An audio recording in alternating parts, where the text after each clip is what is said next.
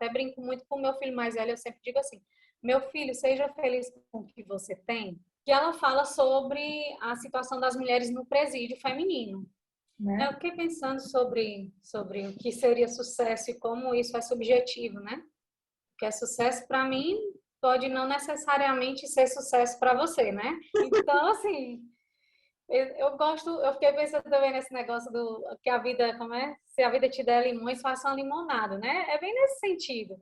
Claro que eu não queria passar por uma pandemia, mas eu aproveitei e ressignifiquei a pandemia.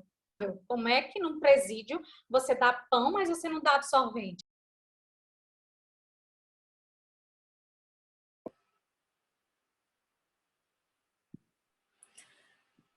Olá, pessoal, boa noite.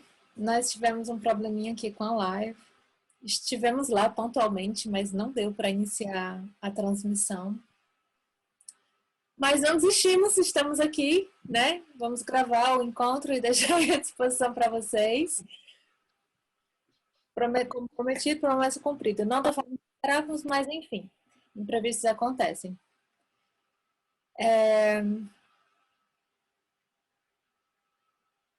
Primeiro, que saudade, né? Que bom te ver. Quanto tempo que a gente não se vê. Saudade. A gente até falou que a gente não ia se emocionar, nem para se emocionar, porque foram tantas entrevistas aqui, a gente lutando para fazer, né? A única coisa que não vai rolar aqui é lágrimas. Ou até rolaria É. pela saudade, né? Mas pela raiva não funcionou. Verdade. Não tinha uma pessoa melhor. Você realmente foi a primeira pessoa que me veio à cabeça quando eu pensei em fazer essa live e de cara já me veio o nome na cabeça que foi Mulheres de Sucesso, porque você é uma pessoa que realmente fez parte da minha história. A gente dividiu uma parte muito gostosa da nossa história de vida juntas, e a sua forma de ver a vida e a forma que você lidou com os caminhos que a vida te trouxe sempre me encantaram muito. E eu sempre pensava, não, eu sei que a minha primeira live vai ser muito difícil, então eu quero fazer com alguém que eu me sinta bem à vontade. E era o primeiro nome que me veio na cabeça. E, assim, a Tainã, ela vai se apresentar daqui a pouco, já já, mas para fazer um breve resumo aqui do meu ponto de vista, ela queria fazer fisioterapia, queria estudar fisioterapia, acabou estudando esporte, tinha uns outros planos para a vida dela e a vida dela acabou tomando rumos completamente diferentes. E aí, se a gente olhar para a vida da gente, a vida de cada um de nós acabou não saindo da forma que a gente esperava, né? Mas ela lidou com isso de uma forma muito, muito interessante, muito linda, sempre abraçando todos os momentos de vida, todas as fases de vida que ela teve. Tainá, quer se apresentar? É difícil me apresentar. Fiquei pensando o que é que eu vou falar. Bom, eu sou Tainã, sou professora de Educação Física, formada em Educação Física. Atualmente estudo, faço doutorado, finalizando mais essa etapa. E sou casada, sou mãe de dois meninos, e que estavam ansiosos para ver a mãe no YouTube, coitados, foram dormir frustrados. Acho que eles não vão querer conhecer a tia Ana Maria, porque de cara tô rindo muito. E é isso. Eu fiquei pensando, quando você me chamou, eu fiquei pensando, vai, meu Deus, por que que a Ana Maria tá me chamando para fazer uma live sobre mulheres de sucesso? Se eu nem acho que eu cheguei no meu sucesso ainda acho que eu tô na luta para conseguir. Mas tá bom, estamos aqui então, né? Já que você quer conversar comigo, a gente conversa e dizer que eu também tô morrendo de saudade. Acho que tem 13 anos, eu fiz minhas contas com a Tassiane. Tinha 13 anos que a gente não se via. Consegui ver a Tassiane, agora falta ver você. Não sei como é que a gente vai fazer, se eu vou na Europa ou se você vai vir aqui no Brasil para a gente se encontrar. Ou tem o Mas Zoom. vai dar um jeito. Ou o Zoom, né? Bom, eu acho que você chegou no kern da questão do porquê essa série de leves mulheres de sucesso. Primeiro que a primeira coisa que vem à cabeça da maioria das pessoas quando se fala de sucesso é associar sucesso a status social, dinheiro, talvez o corpo da moda, o peso ideal, ou não sei, um cargo de prestígio. E aí tem vários outros estereótipos que a gente poderia enumerar aqui. Mas eu acredito que os conceitos eles vão mudando. E eu acredito muito no poder da transformação desses conceitos já impostos pela sociedade. Então, se a sociedade diz que eu só posso ser uma pessoa de sucesso se eu tiver isso, aquilo outro, se eu começar a redesenhar esse formato desse entendimento do que é sucesso e atribuir os meus valores, passar os meus valores para o que eu acredito que seja sucesso, a gente vai conseguir encontrar pessoas mais felizes, mais satisfeitas. Porque sucesso nada mais é do que ter do meu humilde ponto de vista, do que ter uma postura positiva diante da vida e diante do que a vida traz para você. Né? Eu fiquei pensando sobre o que seria sucesso e como isso é subjetivo, né? Porque sucesso para mim pode não necessariamente ser sucesso para você, né? E de repente a gente vê, por exemplo, uma mulher, sem querer desmerecer, o que é sucesso para ela, digamos, com o corpo perfeito, uma blogueira fitness, por exemplo, puxando para a minha área, uma blogueira fitness, que está ali, o corpo saradão, e ela tem milhões de seguidores, e ela tem muitos recebidos, e ela ganha muito dinheiro com aquilo. Isso é o conceito de felicidade e de sucesso para ela, talvez. Mas eu confesso que não seria para mim. Não seria, sucesso para mim não seria ter um horário rígido de prática de atividade física, ter uma alimentação rígida, ter vários seguidores, porque esse conceito de sucesso, ele é muito subjetivo. Então, mesmo que seja outra professora de educação física, talvez, mas são conceitos de sucesso muito diferentes, né? Então, se eu tivesse no status dela, isso para mim não seria um sucesso, porque não seria o que eu gosto e o que eu queria para mim. Mas então, aí fica a pergunta que eu gostaria de colocar. É realmente sucesso você estar ali se apertando para caber num conceito imposto pela sociedade? Então, você não está feliz, você está altamente satisfeita, mas você está forçando a barra, como se diz, porque aquele é o conceito de sucesso que alguém disse que eu tenho que seguir. Se a pessoa não está se sentindo bem, seria isso uma forma de ter sucesso? Ou de ser uma pessoa de sucesso? É isso, né? É o sucesso para ela.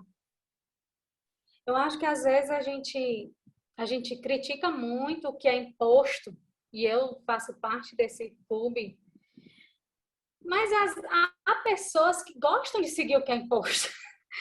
Bom, eu ando me questionando muito sobre isso, porque tem gente para tudo. Então, tem gente que realmente é feliz estando na moda, é gente que é feliz se apertando, enfim. Claro, eu acho que existe muito também a ideia de uma mente vazia, de uma mente que nunca se permitiu ir além, pensar além, sair da redoma. Então, ela acaba vivenciando muito isso, sabe? E o que eu acho legal de pensar sobre isso, e fiquei pensando sobre mulheres de sucesso, é que você pode já que você me considera uma mulher de sucesso, já que você me chamou, eu fico pensando o que seria sucesso. E eu acho que sucesso é eu pensar que eu posso ser e fazer o que eu quiser. Isso é a ideia de sucesso, né? E pensar em sucesso, pensar numa mulher de sucesso na sociedade que a gente vive é muito difícil. Exatamente por essas regras impostas, inclusive pelas próprias mulheres. Então, é muito difícil ser mulher e ter sucesso verdadeiramente naquilo que você consideraria sucesso, porque você é o resultado de um meio e muitas vezes esse meio te polda de um jeito que não te deixa muita escolha, né? Eu não escutei o que você falou, Ana. Se vê como uma mulher de sucesso também. Se vê como uma mulher de sucesso. E não é à toa que a gente é hoje o segundo país que mais toma antidepressivos no mundo. Não é à toa, porque nós somos uma casca e no fundo, por dentro, anti-ansiolíticos. A gente não consegue ser feliz e nem se encontrar verdadeiramente, porque a gente vive o que o padrão social está impondo que a gente deve viver, né? Então, assim, é bem complicado, né? No mundo que a gente vive, ser um padrão de sucesso, né? Ter o seu próprio padrão de sucesso e não se deixar levar pelo que o Instagram, pelo que o YouTube ou pelo que a moda está ditando, enfim, eu acho que é bem nessa direção. Mas então, eu tenho visto, eu tenho cruzado com pessoas no meu dia a dia tão vazias, tão descompensadas. E aí agora, desculpa, é o corona, né? Mas na verdade a pandemia ela foi a eclosão, digamos que a ponta do iceberg, só para mostrar o quanto a nossa sociedade já vem adoecendo, já vem doente. Porque não é uma pandemia, não é uma reclusão de um ano e meio, que vai fazer com que uma pessoa se desestruture, se descompense somente só, porque na pior das hipóteses, ela está sozinha dentro de casa e não tem com quem conversar.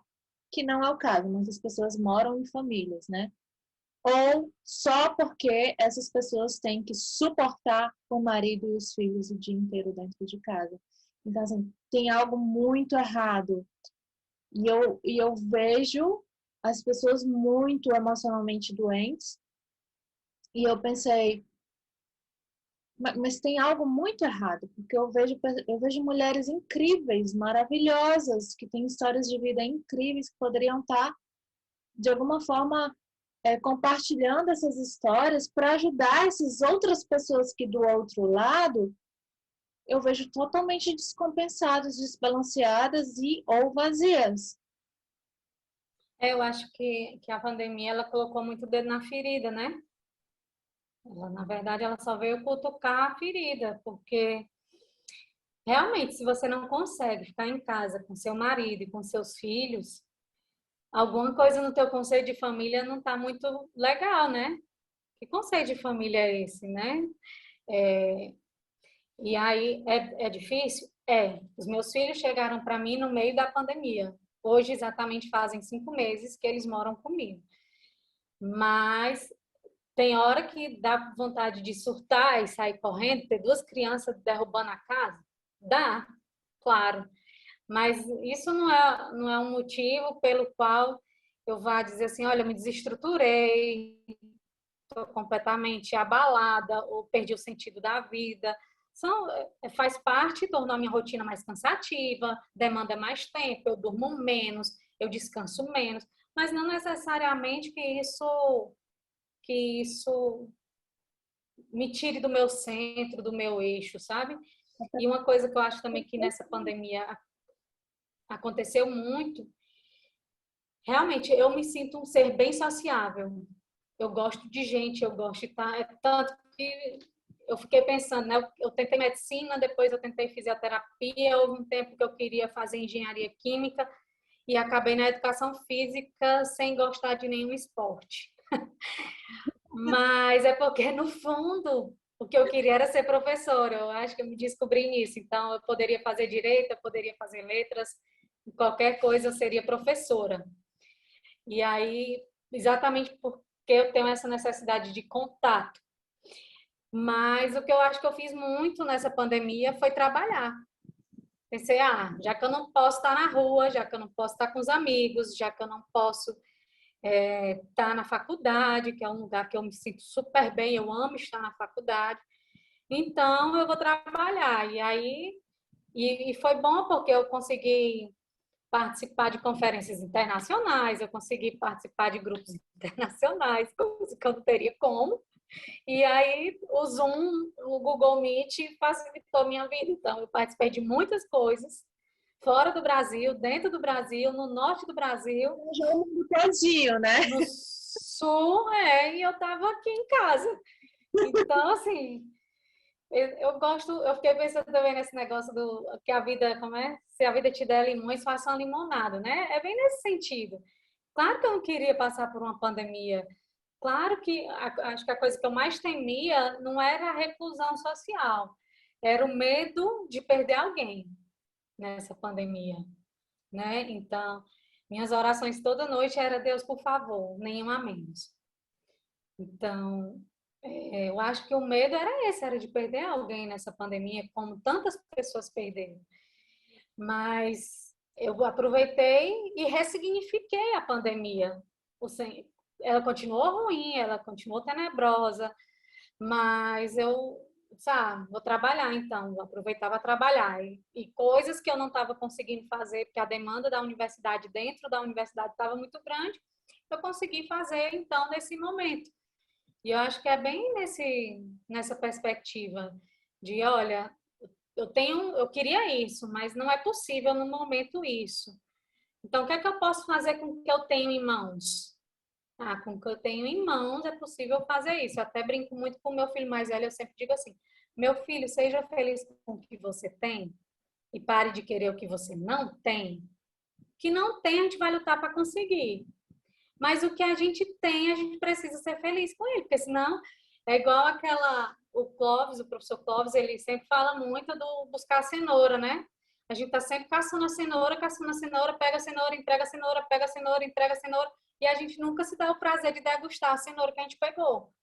Então, acho que é bem nessa perspectiva, assim, se a gente não consegue ressignificar os nossos momentos, a gente nunca vai estar feliz, porque a gente vai sempre ter um objeto de desejo que não foi suprido ainda e que por isso a gente não consegue ser feliz. Então, eu acho que a pandemia ela serviu muito para nos ensinar também sobre isso.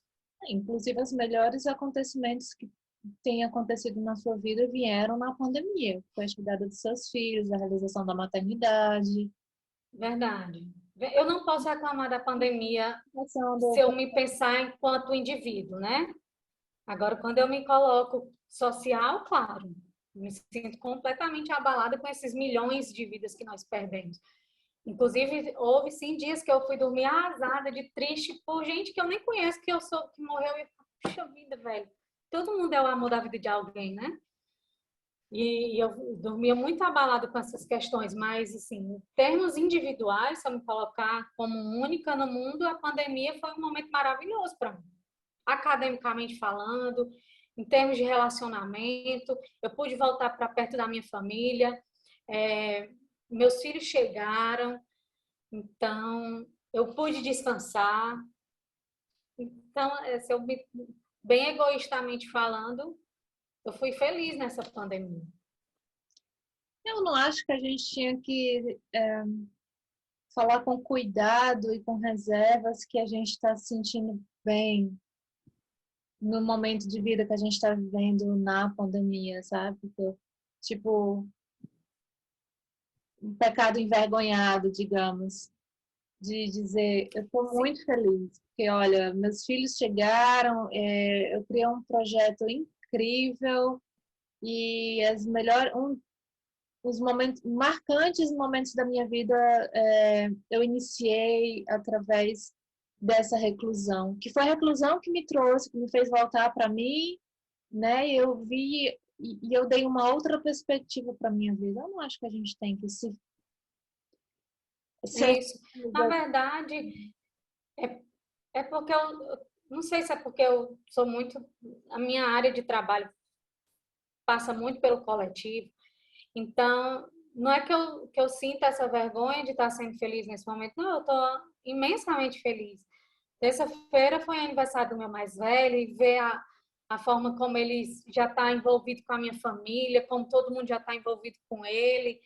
Eu fui deixar ele hoje na escola e eu vendo todo mundo da escola, falo com ele, cumprimenta ele cumprimenta do porteiro, a pessoa da faxina, o diretor da escola, e todo mundo sabe, conhece ele pelo nome.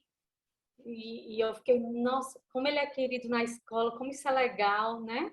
Então, assim, eu estou imensamente feliz. O que eu falo do coletivo é porque realmente tem dias, agora está mais brando, porque a gente já consegue ver uma luz no fim do túnel, com a vacinação já aqui no município, a gente já atingiu quase 80%. Então, a gente acaba dando aquela relaxada, aquela respirada, né? Mas, de fato, no começo, eu ia dormir assim, eu não sei se você viu, uma live do Átila, era uma live do Átila, ele falando no começo da pandemia, né? Então, ele falando os números que o Brasil podia atingir de mortos. E muita gente ficou dizendo assim, que não assistia, que era mentira, que ele era mãe de Iná. Mas eu sou epidemiologista. Então, eu sabia que o que ele estava dizendo era matemático. Então, ele não estava blefando. E é tanto que ele falou em 200 mil mortos. Depois ele falou uns 500 mil mortos e hoje a gente já tem 600 mil. Então, ele não era adivinhação, era cálculo matemático que mostrava que a gente ia chegar nisso. E eu conheço esses cálculos e eu sei que isso é verdade. Então, no começo, quando eu vi, poxa vida, não chegar a 500 mil de mortos.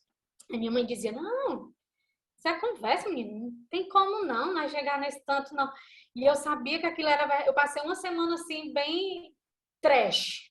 Nossa, é o fim do mundo para mim, eu tô acabada, meu Deus. Tainá, Né? tem mais 10 minutinhos.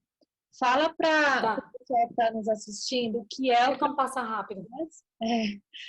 o que é o projeto Então, Marias, de onde surgiu a ideia e fala um pouquinho, porque né? Durante a pandemia surgiu a ideia, eu não sabia, mas eu vi uma live, depois fui ler um livro da... Ai, Deus, vou falhar agora no nome da autora. Que ela fala sobre a situação das mulheres no presídio feminino.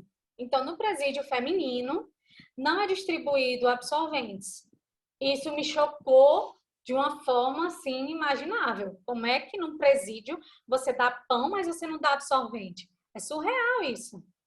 Então, e aí comecei a ler que as mulheres dos presídios, elas pegavam miolo de pão e faziam de tampão, e que muitas delas adoeciam, pegavam infecções. E aí surgiu a ideia de fazer, então, o Projeto Marias. E aí eu comecei a ler, estudar muito sobre o tema, comecei a ver que projeto, ou esse projeto veio dessa necessidade profunda de resolver essa dor, esse problema? Ou você queria se engajar socialmente em algum projeto e ver? Eu queria resolver esse problema. E aí, é porque eu nem consigo me imaginar um mês sem absorvente, eu não consigo pensar como é menstruar e não ter um absorvente. Eu acho que vocês deveriam pensar nos copinhos. Eu vou falar da minha higiene. A gente já pensou nisso, nós já pensamos nisso. Muito Qual é bom. a grande questão dos copinhos? É porque as pessoas em situação de vulnerabilidade social, elas acabam não tendo condições de fazer uma boa higiene desses copinhos. E aí não seria possível distribuir os copinhos se elas não conseguem fazer, não tem um local para fazer uma higiene adequada. Tem um pouquinho de água para lavar esses copos? Tem lugares que não. Sério? Sério, tem morador de rua que não consegue. E aí o outro fator seria também o tabu que ainda tem socialmente sobre os copinhos. Então, se a gente que é mais instruída, não consegue entender Resistência. a questão de subsistência, de sustentabilidade dos copinhos, aí você imagina muitas pessoas porque pensar em sustentabilidade não vem antes de pensar em, E humano, fator humano.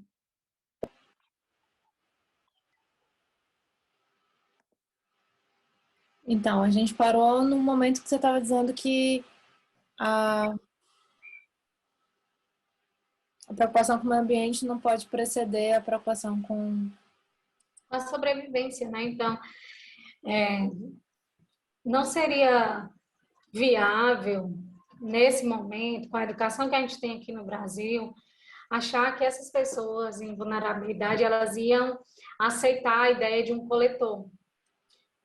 É o primeiro passo. E o segundo passo é realmente a questão da higiene com esse coletor, né? Então, seria improvável que a gente conseguisse que aquelas que aceitassem usar, se elas iriam conseguir fazer a limpeza adequada desse coletor. Então, por isso que a gente acabou desistindo dessa ideia. O que a gente tem pensado é que talvez possa ser uma possibilidade nos presídios. Mas aí, de fato, a gente precisaria ter uma assistência social bem próxima, porque a gente não pode entrar, ter contato com as presas. Então, tudo quem passa para a gente do presídio é assistente social. E aí a gente precisaria ter, na verdade, uma assistente social que estivesse envolvida com a causa.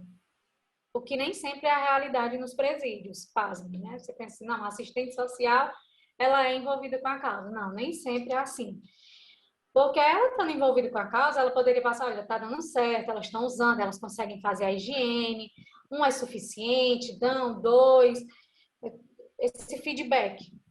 E aí, mas é uma possibilidade e que a gente poderia pensar nos presídios, nos moradores de rua, ou aqui a gente atende muitos moradores de ocupações. Aqui tem muita ocupação. Nesses casos aí seriam bem viável da gente pensar, né? Uma coisa que tem alimentado o nosso ego, talvez, por assim dizer, é que o projeto tem ganhado visibilidade, tem um vereador que fez o projeto ir para a Câmara para ser votado, então tá para inicializar, provavelmente vai ser aprovado, acho que se eu não me engano, é porque eu não entendo dos trâmites, mas passou já na Câmara, precisa só o prefeito agora assinar. E aí vai ser distribuído nas escolas de ensino médio. Ensino Fundamental 2, que é ali onde a gente já começa a ter adolescentes com 12, 13 anos, e também no ensino médio, que aí é onde realmente a gente tem um grande público. Muitas meninas faltam à escola no período menstrual por não terem um absorvente para ir para a escola. Inclusive as pessoas que têm casa para morar, que vão para a escola. Porque você pensa assim, olha, uma casa que tem 2, 3 mulheres.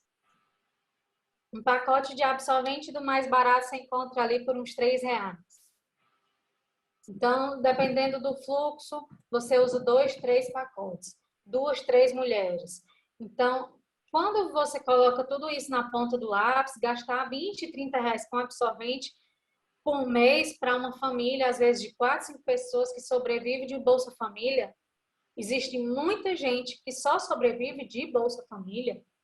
Então, é inviável, eles optam pelo pão e não pelo... E aí acabam muitas vezes usando fralda. Mesmo que fosse um salário mínimo, ainda seria muito pesado para a renda da família, né?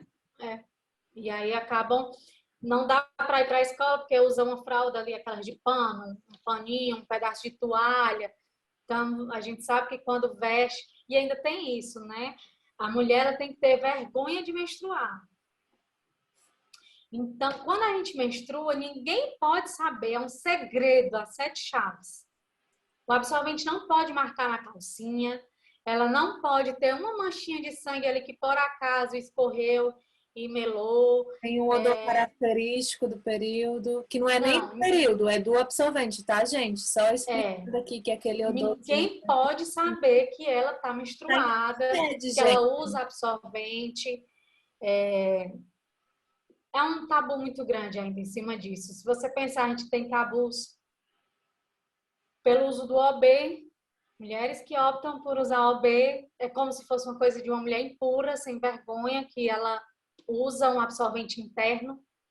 Então, é muito surreal, assim, parece palhaçada, porque... O OB também não é lá muito saudável para o corpo da mulher, né? Sim, mas é uma opção dela, né? Sim, claro. E isso não diz que ela presta ou que ela deixa de prestar por causa disso, né?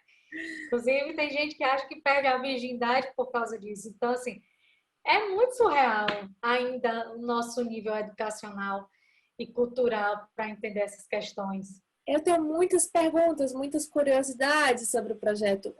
Uma delas seria se você tem números em relação a quantas famílias, quantas mulheres acabam não tendo assistência, números talvez para indicar sobre a situação das mulheres de rua e nos presídios. E uma segunda pergunta seria: há uma preparação, não só uma distribuição dos kits menstruais, mas há também um sistema de palestras, de conscientização, principalmente nas escolas? Então, vamos lá. Sobre os números, que a gente sabe, a gente aqui é do interior do Iguatu, a gente é do Iguatu, interior do Ceará, e na nossa cidade o presídio feminino é... Interior é igual.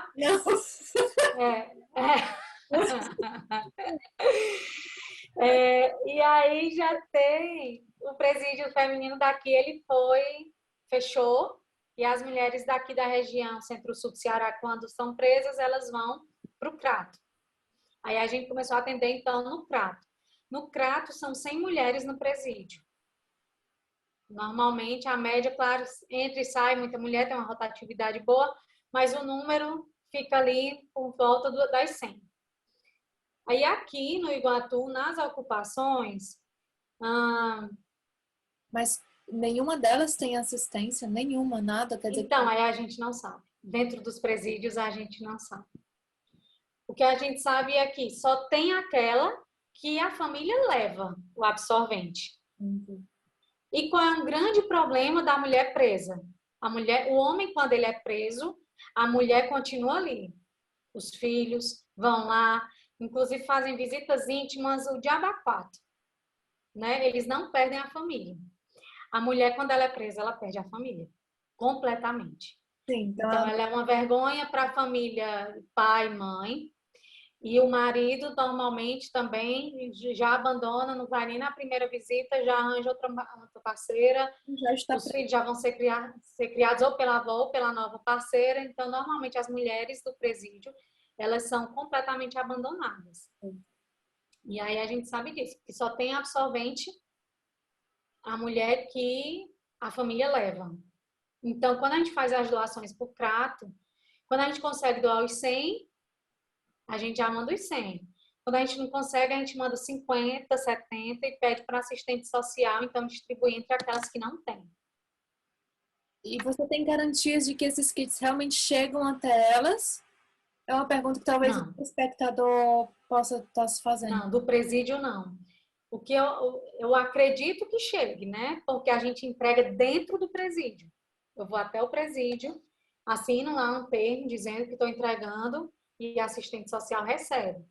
E tem uma sala lá que eles colocam todas as doações. Tem doações de pasta de dente, várias coisas assim de higiene. Mas é uma prática fazer doações e o presídio recebe. É. E aí eu acredito que elas recebam porque eu acho, não sei, né? Enfim, claro. Mas a gente entrega lá dentro do presídio, mas não, a gente não pode ter contato nenhum com as presas. Assim, vocês sabem, né? A notícia sempre corre muito rápido, então com certeza a gente estaria sabendo, né? Escândalo aí eclodindo. E aí aqui a gente atende 5 ocupações, mais ou menos, em uma escola. Eu acredito que a gente atenda por mês umas 150, 200 mulheres. A gente fez as contas esse mês, a gente atingiu já 1.000 mulheres. Essas pessoas são inscritas numa lista de espera ou é chegou, pegou? Não, a gente, como o projeto surgiu no meio da pandemia, a gente preferiu não ter contato direto com todas as mulheres, mas é engraçado. Se as prefeituras se organizassem tão bem quanto as comunidades, eu acho que o Brasil seria melhor. Você chega numa comunidade dessa, a comunidade tem uma líder. E as pessoas da comunidade confiam na líder. E ela sabe o nome de todos, a situação de todos, ela sabe de tudo. Então, a gente tem o contato com as líderes. Aí a líder me passa quantas mulheres tem naquele mês, naquela ocupação. Certo. Aí a gente faz a doação de acordo com o número, aí elas entregam, tiram fotos e mandam para a gente poder ficar alimentando as redes sociais e até uma forma de prestar conta com as pessoas que ajudam, né? O projeto sobrevive unicamente de doação. Então, As palestras, a gente pensou em fazer, mas a gente não conseguiu por causa da pandemia. A gente começou no auge da pandemia mesmo. Então, o que é que a gente faz? Dentro dos kits, vai um kit de higiene menstrual, que vai uma toalhinha pequena, um sabonete, um presto-barba, 2 pacotes de absorvente. Deus, é isso. Sabonete, absorvente, presto-barba e a toalhinha. Aí, dentro desse kit, a gente coloca um panfleto informativo sobre a necessidade da troca do absorvente, da higiene e tal, por uma questão de saúde mesmo, né? Para nós não é porque vai manchar a roupa dela e alguém vai ver que ela está menstruada, não, porque a gente sabe que infecções acontecem quando o absorvente não é feita a troca. É tanto que a gente começou doando um pacote de absorvente. Aí a gente pensou, não, um pacote não é suficiente para fazer todas as trocas necessárias. Então a gente começou a doar 2 pacotes de absorvente. por pessoa. Por pessoa. E a calcinha também. Ah, vai uma calcinha também dentro dos kits. Uhum. E aí a gente, agora, com a volta da escola, aí a gente está pensando como é que a gente vai se reestruturar. Se a gente vai passar aí para as escolas, falar sobre isso, ou se a gente vai fazer a distribuição já diretamente na escola. A gente ainda não pensou como é que vai se reorganizar com a volta das atividades normais, né? Se a grande maioria do público tiver acesso, pelo menos, a um celular, você poderia pensar em fazer uma rede social, em publicar vídeos educativos nas redes sociais do Projeto Marias. Algumas têm, mas a maioria não. Ok. A maioria não. Assim, quando eu até esses dias eu fui fazer a entrega e eu fiquei pensando nisso. Eu queria que o dia da entrega fosse um dia feliz para mim, mas é normalmente um dia que eu passo o resto do dia mal, pelas cenas que eu vejo, sabe? Então, assim, é precariedade num nível que a gente não está muito acostumado. Então, é bem chocante quando você chega assim, quando você... E olha que eu vou, o projeto tem 10 meses, eu já fui várias vezes, mas sempre que eu vou é bem escandaloso, assim, para mim é surreal. Então, não, a maioria delas não tem absorvente. Tem comunidade, inclusive, que nem a líder, ou não tem celular. Tem comunidade, inclusive, que nem a líder consegue ter um celular. Porque normalmente os líderes têm celular. Mas a gente tem aqui 2 ou 3 comunidades que nem sequer o líder tem celular. Aí eu tenho que ir lá, chego lá, aí vou saber quantas mulheres tem naquele mês, e aí elas vão fazer as entregas. Quantas mulheres tem naquele mês e você está querendo dizer quantas mulheres naquele mês estão tendo período? Como assim? Não, quantas mulheres que menstruam ainda, porque nas ocupações a rotatividade também é muito grande. Ok. Então, quando surge, por exemplo, uma casa popular que uma ganhou, ou elas mudam de ocupação, ou alguém conseguiu um emprego em outro lugar, e aí eles vão. Então, aí tem mês que tem 20 mulheres na ocupação, tem mês que só tem 5, tem mês que tem 30. Então, quando é no período de chuva, normalmente tem menos, porque não são casas, são barracos, e os barracos ficam debaixo d'água. Então, elas acabam, as que conseguem, ou tem um amigo, ou tem um parente que pode ali, tem uma casinha de tijolo, e consegue abrigar elas por um período. aí no período de chuva elas vão. E aí essa é um pouquinho essa dificuldade assim da gente mapear e encontrar essas mulheres, por causa dessa rotatividade delas dentro das ocupações. Mas a gente, bom, está fazendo o que a gente consegue, né? Eu sempre digo, eu queria fazer mais, eu queria fazer muito mais, mas a gente está fazendo o que a gente está conseguindo, pelo menos por enquanto. Se virar lei, quando assim, o primeiro absorvente foi distribuído pela prefeitura, eu acho que eu vou me sentir a mulher mais realizada, mais plena, mais completa do mundo, de saber que, pelo menos aqui na minha cidade, o Projeto Marias conseguiu, porque é uma questão de política e deveria ser, sim, uma política pública, né? Então, se a gente conseguir mobilizar para que todas as mulheres tenham acesso a isso, eu acho que o Projeto Marias cumpriu a missão dele. E vai dar certo, vamos pensar positivo, né? Que vai dar certo, mas hoje, no momento, como que o projeto se financia? Quem são os principais doadores? São doadores recorrentes ou são doadores esporádicos? Como é que funciona? Bom, foi tão engraçado. Quando a gente começou, não tinha expectativa. Eu fiquei sabendo que eu tenho bons amigos com o projeto. Porque eu não tinha expectativa de atingir o que eu atingi. Então, eu mandei nas redes sociais os meus amigos e chegou uma quantidade de dinheiro que eu pensei, nossa, já consegui aqui 200 kits. O kit é R$ 10. E aí, bom, aí eu tenho amigos que doam todos os meses.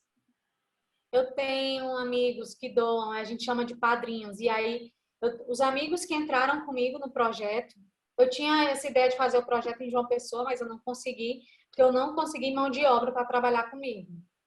E aí veio a pandemia, eu voltei para o Ceará, e aí aqui eu tenho, sim, meus amigos de muito tempo, e a gente, todo mundo se articulou, e aí os meus amigos, os amigos deles, e a gente consegue, então, tem gente que doa todo mês, tem gente que prefere fazer uma doação maior, e aí Deus é tão bom que sempre aparece um doador desse, que ele doa sozinho 20, 30 kits, por exemplo. E assim a gente vai sobrevivendo. Então tem mês que a gente tem kit para todo mundo, tem mês que eu digo nas comunidades, olha, esse mês eu não vou conseguir atender todo mundo. E não, e o pior é que eu jogo isso para a líder, né? Aí a líder é que tem que escolher quem vai receber. E como é que Aí ela é por Ela caso? escolhe, e é isso como eu estava te falando, eles confiam na líder que eles têm. Então, ela sabe a realidade de todo mundo. Então, ela sabe aquele que está ganhando R$ 10 a mais, aquele que está ganhando R$ 10 a menos. E é assim que ela faz a escolha. Eu não saberia e eu morreria de fazer isso. Mas, graças a Deus, nos últimos meses, a gente tem conseguido atender todo mundo. Estou bem satisfeita com essa ideia, porque ele se financia sozinho. Gente, que legal. Um projeto que começou de uma forma bem despretensiosa. Como é que eu posso descrever? Alguns poderiam até dizer, fora de contexto, né? Porque os dados que você está apresentando aqui, nem eu sabia. Eu tenho certeza que o telespectador que está aí do outro lado, que vai assistir esse vídeo, também não fazia a menor ideia do quão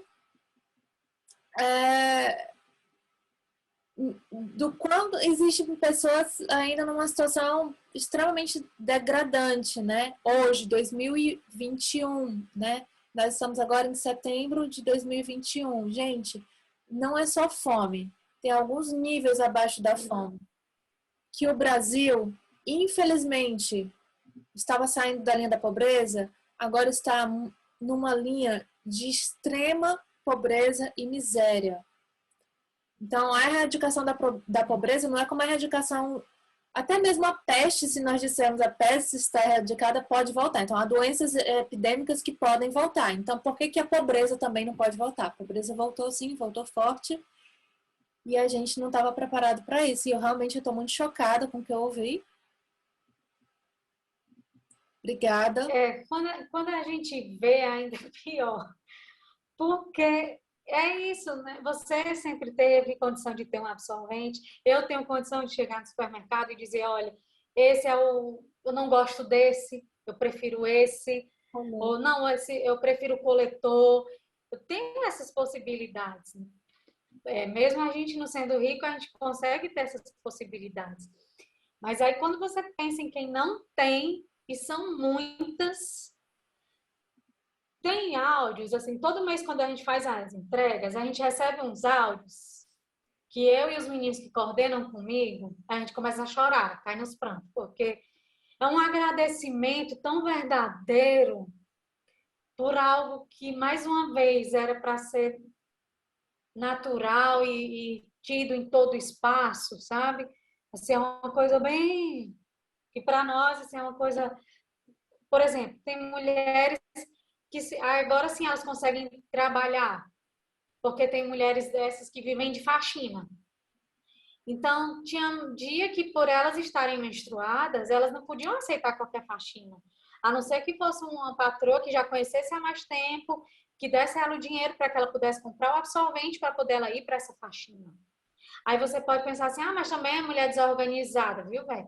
Não consegue organizar de uma faxina para outra, separar R$ 4 para comprar absorvente? Não, porque eu era R$ 4 para comprar absorvente, ou era um leite, ou era 1 quilo de arroz para dentro de casa. Então, é bem nessa perspectiva, não é porque ela não se organiza financeiramente, é porque não dá, o dinheiro não dá para ela pensar em comprar o absorvente. Que ela precisa pensar na comida dela, do filho dela. Então, é bem nessa... a gente recebe, assim, umas mensagens de, nossa, muito obrigada, vocês não sabem como eu estava precisando, esse mês eu não ia ter como comprar. Aqui em casa sou eu e mais 3 filhas adolescentes e a gente não conseguiu e estava usando pano, ou algumas das meninas das ocupações, elas vão em órgãos públicos e elas entram e pegam aqueles papéis toalha que tem nos banheiros de órgão público e saem fazendo o bolo daqueles papéis e fazem daqui um absorvente. Então, assim, Que é um risco muito grande são situações. também. Sim, sim. É bem assim, né? Do que acham no lixo, de um pano que estava ali no lixo e elas cataram, que muitas vezes não tem condição de usar um sabão para lavar, para higienizar da forma adequada. Tem outras que agradecem porque não tinham condição de ter uma calcinha, nunca tinham comprado uma calcinha, nunca tinham ganhado uma calcinha nova. Fora que essas mulheres passam por tudo isso e duplamente constrangidas pela fome e pela miséria, e constrangidas porque falar de menstruação é um tabu muito grande, principalmente para as pessoas sem instrução, assim, acontece no Brasil. Então, as mulheres são duplamente constrangidas porque elas se sentem constrangidas de falar da miséria extrema na qual elas se encontram, de não poder comprar um absorvente, e elas se sentem constrangidas de pedir ajuda para comprar o absorvente, porque se trata de falar de algo extremamente íntimo e pessoal que não deve ser jamais discutido, né? E aí entra também a questão como a Simone de Beauvoir falava sobre no seu livro O Segundo Sexo, que na fase entre os 5 e 6 anos é o primeiro olhar que a mulher tem sobre si mesma quando ela identifica que lhe falta algo, porque ela não tem o falo, né? O garoto tem o falo, e com o falo ele brinca de fazer xixi, de mirar quem faz xixi mais longe, vamos ver quem é que alcança aqui mais longe. E a mulher, pela ausência do falo, se sente já numa condição de um ser incompleto, faltante. Então, faz parte da existência da mulher e cultural, totalmente cultural que eu estou falando aqui, de se sentir numa condição sempre inferior, digamos, socialmente falando. E ainda existe também, Ana, o que eu fico pensando é como é que uma mulher sabe da existência disso e não se sensibiliza com isso. Eu sempre penso nisso. Como é que eu sei o que é menstruar? o porre que é menstruar, a vontade que a gente tem de morrer quando a gente menstrua, as cólicas, usar o absorvente é incômodo, dói, a gente se sente suja, tem que ficar fazendo as trocas, lá, lá, lá, lá, lá, lá. E você sabe que tem uma mulher ali, que ela não tem condição disso, e você não se sensibiliza com essa causa. E aí uma coisa que eu chamo a atenção é que no nosso projeto, a gente tem muitos homens que se sensibilizam com a causa. Um dos nossos coordenadores é um homem. A gente tem homens que são padrinhos, que doam mensalmente. Eu fico pensando, cara, eles nem entendem o que é menstruar. Eles não sabem na pele o que é menstruar. E eles se sensibilizam com aquilo de todo mês. Tá, não, tá aqui minha doação. Tá, não, tá aqui minha doação. Tá, não, tá aqui minha doação. Divulgam nas redes sociais deles. Então, assim, e aí você tem, eu acho que não sei se passa pela aquela ideia da rivalidade feminina, mas é um negócio surreal. Como é que você sabe que tem uma mulher que não pode comprar um absorvente e você não vai ali e dá um absorvente para ela? Eu não consigo. Falta de Eu identidade. acho que isso para mim. Não te ouvi. Falta de identidade de classe, talvez a única coisa. Talvez, isso aí no Brasil é bem recorrente. Então, assim, eu não sei o que passa por uma pessoa, porque eu fico lá, meu Deus, como é que essa mulher passa esses 5 dias no mês? Eu não consigo pensar nas possibilidades, né? E aí a gente tem mulheres que simplesmente, tá, tudo bem. Que triste. Pronto. Também só fica nisso, né? Que triste. Não tá dizendo, anda pelo menos com absorvente. Se tu não quer doar pro projeto, bota um absorvente dentro do teu carro quando tu parar no sinal. Aqui tá cheio daquele pessoal, os bolivianos, venezuelanos, né? Que migraram para cá. Então, para no sinal, que aí sempre tem mulher, 2, 3 crianças e um homem pedindo. Entregam ali um absorvente, porque ela não tem, tá ali um absorvente para ela, né? Mas não. Então, assim, é bem falta de identidade de classe mesmo. Assim. E quais são os próximos passos do projeto? Vocês têm uma visão de... Os próximos passos do projeto, a gente quer se reestruturar agora frente a essa nova volta das atividades escolares e tudo mais. Então, a gente quer se reconfigurar no sentido de pensar se vai continuar doando o kit inteiro ou se vai ficar indo nas escolas e vai entregar na diretoria da escola os absorventes para que as meninas que precisarem se sintam à vontade para ir na escola buscar. A gente ainda precisa ver como é que vai articular essa nova fase, né? De retomada. E a luta pela lei. Aqui quem está lutando com a gente é o vereador Marconi Filho. E a gente, tudo que tem, eu marco ele. Amiga, eu estou lutando por isso. Amiga, eu não esqueci do projeto. Amiga, eu não esqueci de você. Porque tudo que tem uma mulher menstruando ou algum lugar que virou lei, eu mando para ele. Tudo, assim. Tá cansado de receber meus Instagram, mas eu mando tudo. Todos os posts que eu vejo, eu mando. E ainda incentivo meus amigos a marcar ele nas coisas. Marca o vereador Marconi Filho, que é para pressionar ele. Porque... Tem que marcar ele e marcar todos os outros, porque ele sozinho também não vai conseguir muito. Coitado. Eu tenho botado uma pressão danada nele. Mas é bem isso. A gente tem tentado fazer esse trabalhinho de formiga, assim, de um mexe num canto, outro mexe no outro.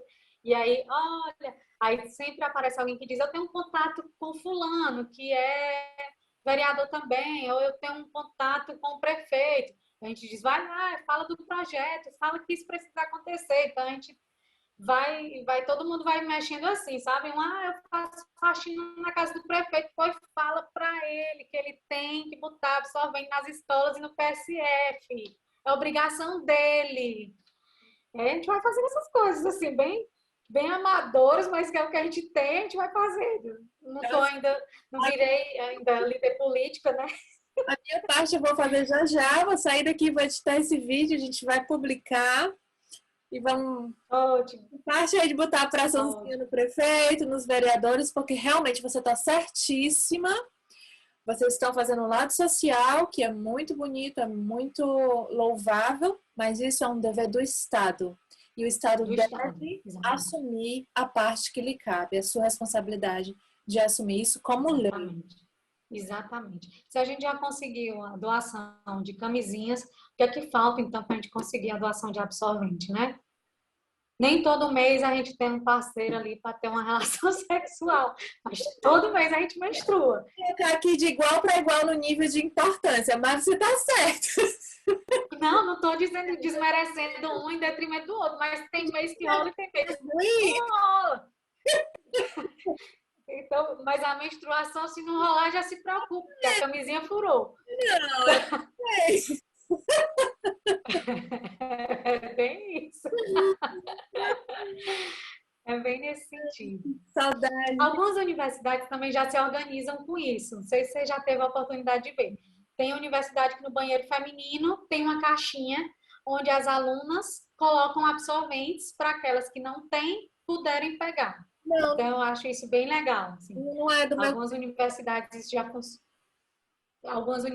aqui já têm isso, assim, mas também, mais uma vez, não é nada do Estado. São as alunas que se organizam e entendem que às vezes não é nem só porque não pode comprar, às vezes menstruou, não estava esperando que ia vir naquele dia, estava desprevenida, tem uma caixinha de absorvente lá dentro do banheiro feminino que ela pode ir lá e pegar o absorvente que ela precisar.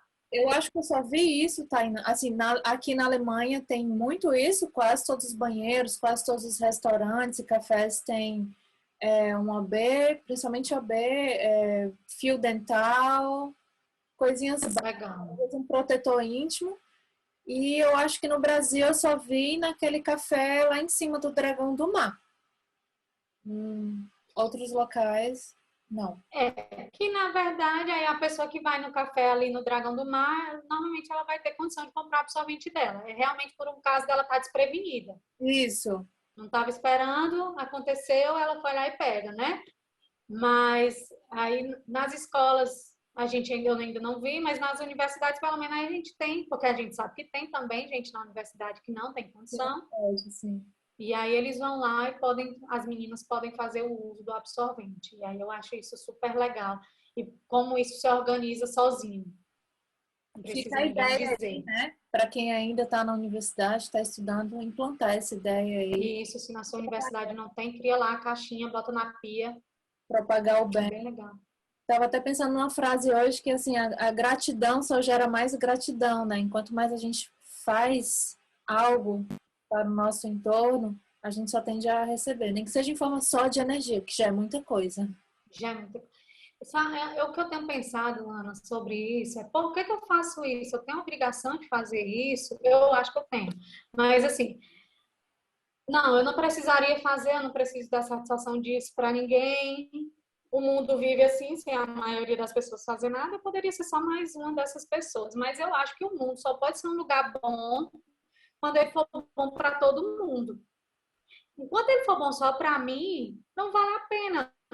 Eu até estava pensando sobre isso. Como eu queria que o mundo fosse um lugar melhor para quando meu filho fosse adulto, por exemplo. Então, o mundo só pode ser bom quando ele for para todo mundo. Enquanto ele estiver sendo bom só para minha caixinha e para aquele meu ciclo social, isso não é um mundo bom. Isso é um mundinho muito pequeno, bom. Mas ainda está muito longe de ser o mundo todo, né? Então, realmente. E quando a gente faz, a gente se sente muito bem. Não tem como a gente não pensar nisso. Assim. Tudo é a gente que faz.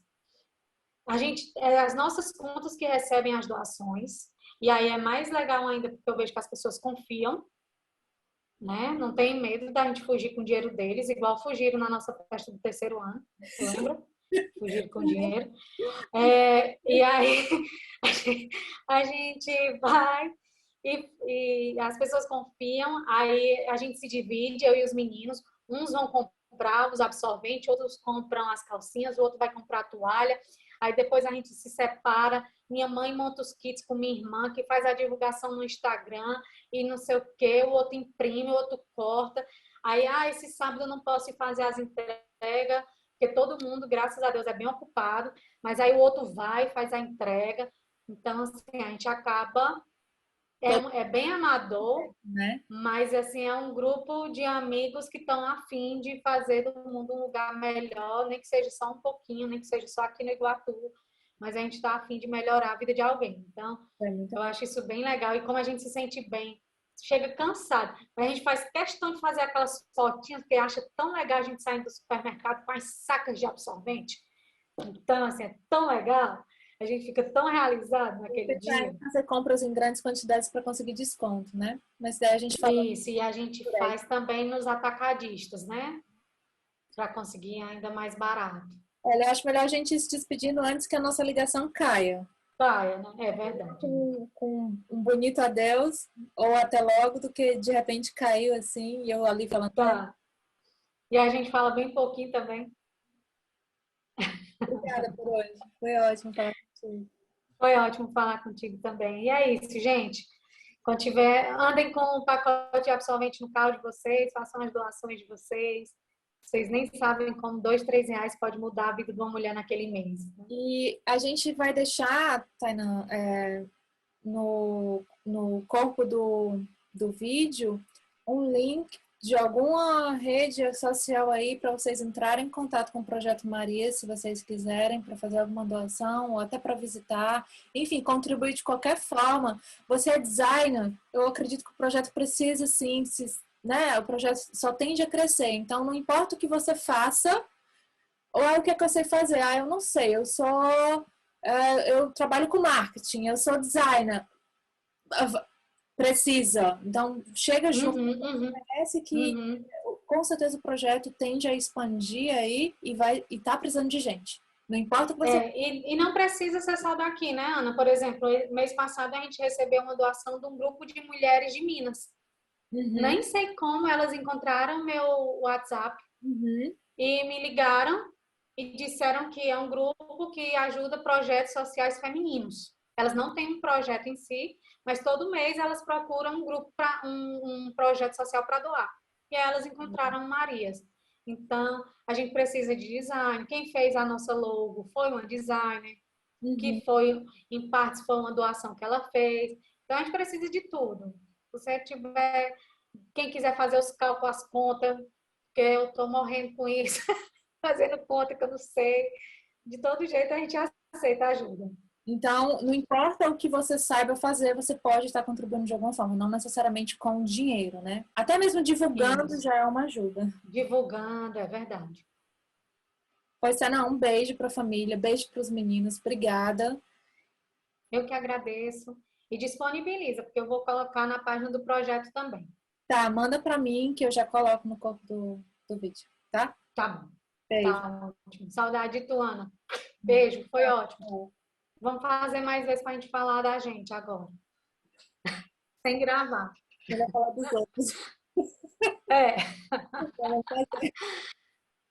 Verdade. Tchau. Tchau. Beijo. Beijo.